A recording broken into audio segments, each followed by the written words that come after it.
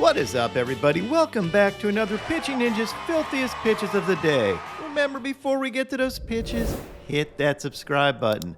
Join Ninja Nation. You'll never regret it. And now, without further ado, here are my filthiest pitches of the day. I'm going to start with Aaron Nola, who had 6 Ks in 4 2/3 innings. He did give up 6 runs, but we'll just focus on the highlights. He started off the game strong, worked in some fastballs and cutters, but his filthiest pitches were these wicked knuckle curves. He threw that knuckle curve as much as he threw his fastball this game and ended up with a 40% whiff rate on that curveball. Blake Snell had 6 Ks in 5 innings. He did give up 4 runs, but actually the real story of the game was how he bounced back after giving up those runs. Some of those runs were due to just plain old bad luck, and Snell overpowered the Phillies with his upper 90s fastballs as well as his disgusting curveballs. He got some horrible swings on those curveballs, including some swords. Jameson Taillon pitched decently for the Yankees, but he didn't strike anybody out, so I can't really feature that much. He was outdueled by Justin Verlander, a sure first ballot Hall of Famer, who went 6 innings, K-ing 11, and gave up only 3 hits. And Verlander was my filthiest pitcher of the day. He actually didn't start off all that well, but then found his groove, and what a groove it was. At one point, he struck out 6 consecutive hitters, tying the postseason record.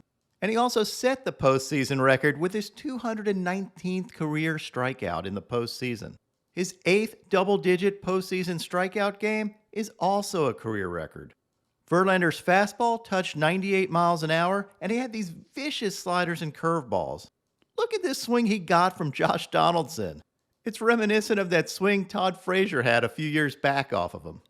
Verlander collected a ton of swords and buckled a ton of knees. You can see Bader bailing on this high curveball. I know it wasn't in the zone, but his reaction is hilarious. Here are a couple of overlays that show why Verlander is so effective. Here's an overlay of his fastball and curveball, and you can see how that curveball starts way out of the plane of the fastball and then drops off the table. He ends up getting an emergency hack swing and miss on that one. And then here's an overlay of Verlander's elevated 96-mile-an-hour fastball and an 88-mile-an-hour slider sword. Oh my God, you can see how tough this is to hit against. Those pitches look like they're the same pitch. You swing at what you think is an elevated fastball, but it's a slider instead. The Astros finished with 17 strikeouts in this game, which tied for the second most in a 9-inning game in postseason history. And the 15 strikeout differential between the Astros and Yankees were the largest in any postseason game in history. Now on to my filthiest relievers. Robert Suarez had this nasty changeup. Nick Martinez had this sick changeup. And look at that release up close. You can really see how he pronates through the baseball, putting a lot of side spin on it.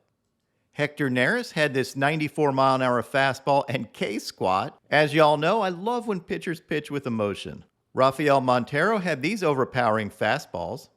Ryan Presley had these buzzsaw curveballs up to 3,311 RPMs, and he averaged 3,238 RPMs on these. Total filth. Here's an overlay of his slider and curveball, and you can really see the difference in those two pitches. The curveball sweeps up to 19 inches, and the slider only averages 5 inches of horizontal break. Just a nasty combination of breaking balls. It was enough to make Framber Valdez fire off his imaginary machine gun. But my filthiest reliever of the day was Josh Hader. Amazingly, in Hader's last 3 postseason innings, he's K'd 8 and given up no walks or hits. Just utter domination. He ended the game on a 93-mile-an-hour changeup, and I overlaid that changeup with his 100-mile-an-hour fastball. You can see why this is impossible to hit. You're swinging at what you think is a 100-mile-an-hour fastball, and you get a 93-mile-an-hour changeup instead. Good luck. And now, my Pitching Ninja moment of zen. You might have seen Stanton break the outfield wall yesterday after making this catch. Just superhero stuff. So I decided to turn Stanton into a superhero who saves the world by redirecting this asteroid. All of the people on Earth owe Stanton their undying gratitude. What is up, Ninja Nation? My picks of the day today are a 3-leg parlay. I'm going to go with Luis Severino for 5 Ks or more, Framber Valdez for 6 Ks or more, and I'm going to take the under because I'm expecting a traditional Pitching Ninja pitcher's duel. What would your picks of the day be?